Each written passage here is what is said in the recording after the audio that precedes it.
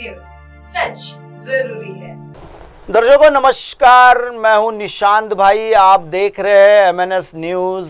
आज का जो विषय लेके आया हूं, डिस्ट्रिक्ट कोऑपरेटिव बैंक भंडारा।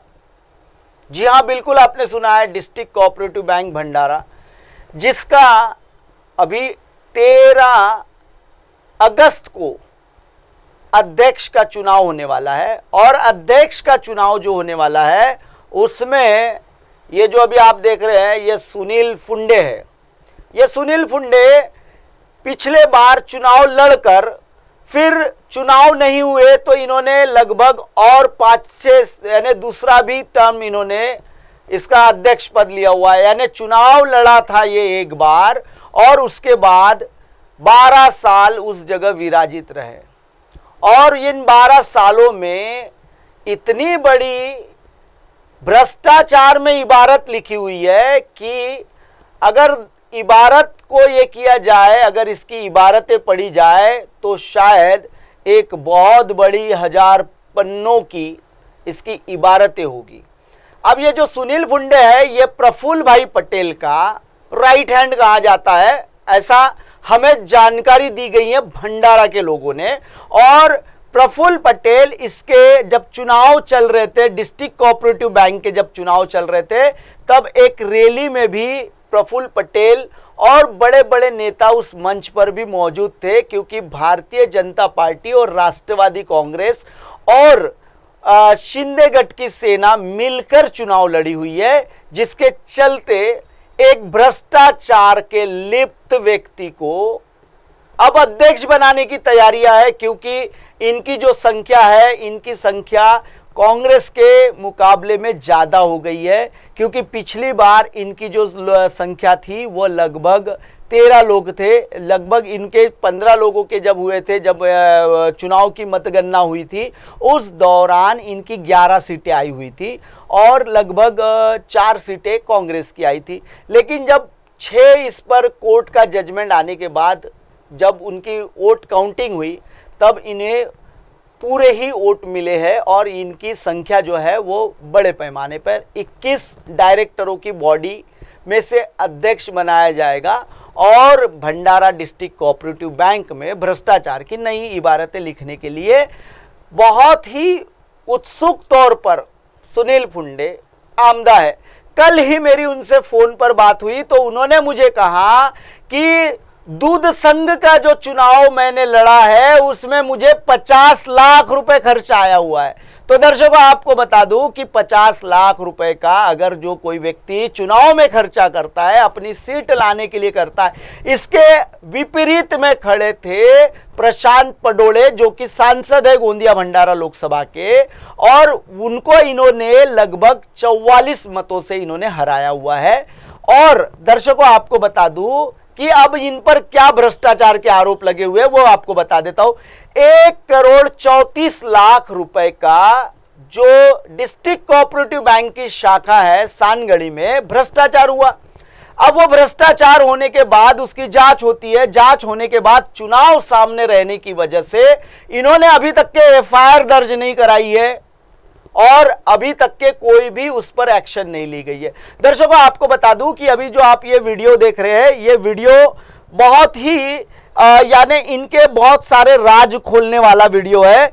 2020, 21 और लगभग 22 में और 18-19 में इन लोगों ने किस तरीके से किसानों को लूटा है वो मैं आपको दिखाने वाला हूं।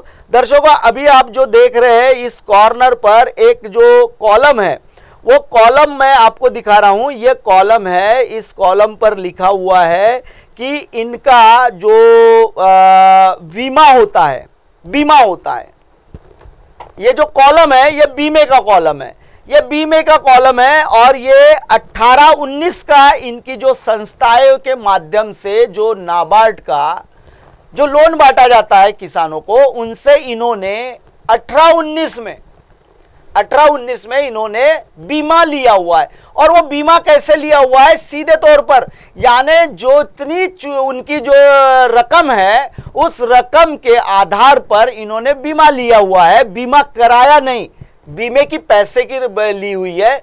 एक संस्था ने एक सीजन में इनको 2 बार लोन दिया जाता है, क्योंकि गोंदिया और भंडारा जिले में 2 फसलें ली जाती है, एक बारिश की फसल होती है और एक धूपकाले की फसल होती है।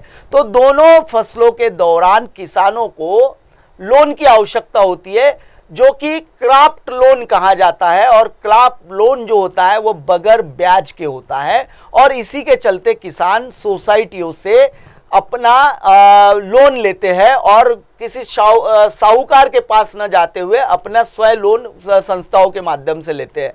लेकिन उस किसान को पैसों की जरूरत होती है तो वो पूछता तक के नहीं है कि बीमा कितने रुपए का निकला है और बीमा कब मिलेगा।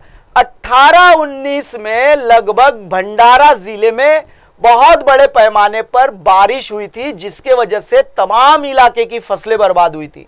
और दर्शकों, आपको बता दूं कि इस दौरान जितनी भी फसलों का बीमा किया गया था, किसी को भी बीमा राशि नहीं दी गई थी।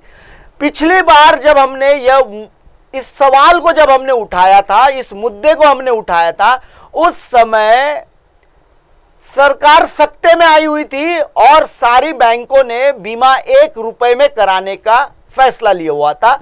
और अभी जितने भी लोगों ने लोन लिया हुआ है उनका जो बीमा होता है वो 1 रुपए में किया जाता है। लेकिन ये उस समय एक संस्था 1,48,000 रुपए का बीमा निकालती है एक सीजन में।